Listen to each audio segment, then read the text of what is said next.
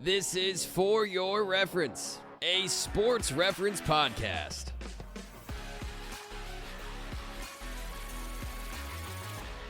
Welcome back to For Your Reference, a sports reference podcast. If you're new here, For Your Reference is all about digging into unique sports stories that our team has uncovered over 20 years of bringing you our sports reference family of websites. My name is Charlotte, and I'm a member of the data team at Sports Reference.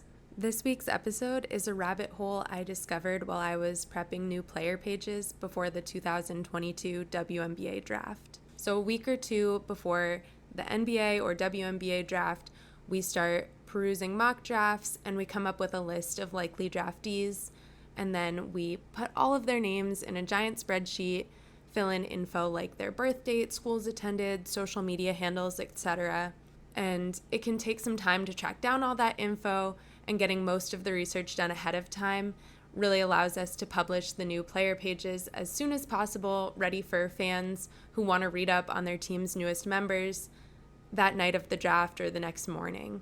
When I was confirming the Instagram account for Ameshya Williams-Holliday, I noticed something pretty unique in her bio: mommy.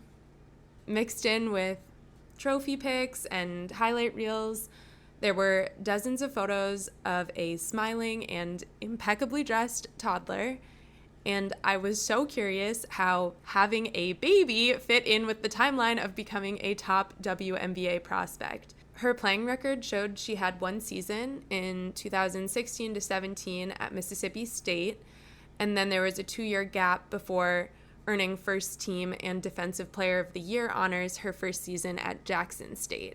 The departure from Mississippi State didn't line up with the pregnancy and seems to be for unrelated reasons. According to interviews with her coach, the pregnancy was actually a huge motivating factor in her decision to go back to school and earn a degree. She enrolled in 2018 and played in her first game the next year after recovering from the birth of her son. So after Ameshya was selected in the draft, she was the 25th pick by the Indiana Fever. She made headlines for being the first HBCU, or historically black college, graduate drafted in 20 years. There were so many headlines with the title First HBCU Player Drafted.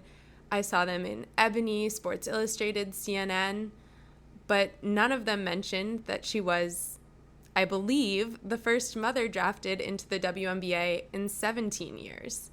I've seen more discussion about athletes getting drafted coming back from ACL tears, and as far as I can tell, no one else is keeping close tabs on this story of mothers getting drafted.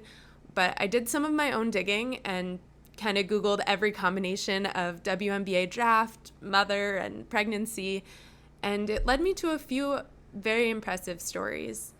So the first WNBA draft in 1997 included an elite round for women who already played in other professional leagues and were already well into or maybe even at the tail end of their playing career. So inaugural WNBA draftees did include mothers like Pamela McGee, who now has a son in the NBA and daughter in the WNBA, and Sheryl Swoopes, who joined the Houston Comets just 6 weeks after giving birth and quickly became a star as they swept the first 4 WNBA championships. Sheryl Swoopes won the WNBA MVP award 3 times in 2000, 2002, and 2005. You might think such a memorable success story right out of the gate would pave the way for other mothers who want to play in the WNBA, but teams have definitely maintained some real resistance to drafting them over the years since.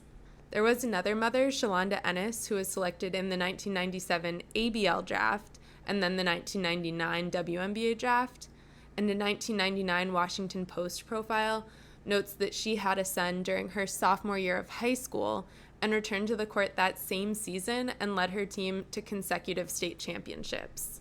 Then Texas Tech star Gia Perkins was widely considered a first-round talent before becoming pregnant her senior year of college. She played in 16 games to start the season, leading her team to a 15-1 record and a number 1 national ranking before deciding to take a step back at 4 months pregnant. She was weeks away from giving birth on draft night in 2004, and ended up squeaking in with the 4th to last pick. A San Antonio Current article quotes her as saying, "What? Pregnant and all? I didn't even think that was possible." She went on to play 14 seasons in the WNBA and was named an All-Star in 2009.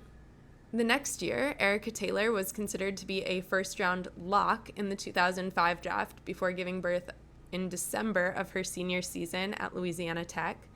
She returned to the court in mid-January and put up a quite respectable 11.2 points and 4.1 rebounds for the remainder of the season before being selected in the second round of the draft.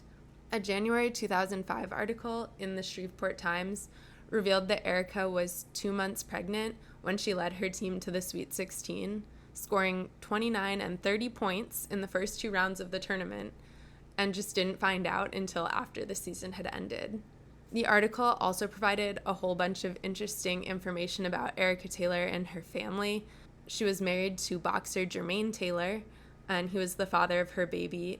He was apparently earning 6 figures per fight at the time, and that allowed them to afford a full-time nanny for their daughter. Even so, the schedule that she details in the article, getting up early with the baby, going to class, studying, practicing basketball, it sounds pretty grueling.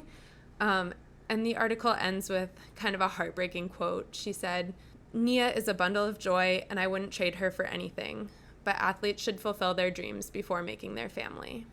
A month after being drafted, Erica Taylor was moved off the active roster and announced plans to sit out for 1 year while working on getting in shape. The next thing I found about her was a Northwest Arkansas Democrat-Gazette article that revealed that 10 years, 3 more children, and a divorce later, Erica made the All-Star team at a WNBA prospect camp filled with recent college graduates in 2015. Ultimately, she never ended up playing in the WNBA.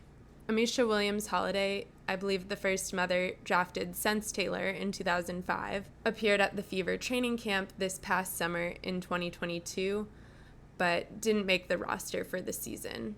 I'll definitely be keeping an eye out for her name to pop up in basketball news again very soon. If you've been inspired to dig deeper, please email us at podcast@sportsreference.com and tell us what you found. Thanks so much for listening.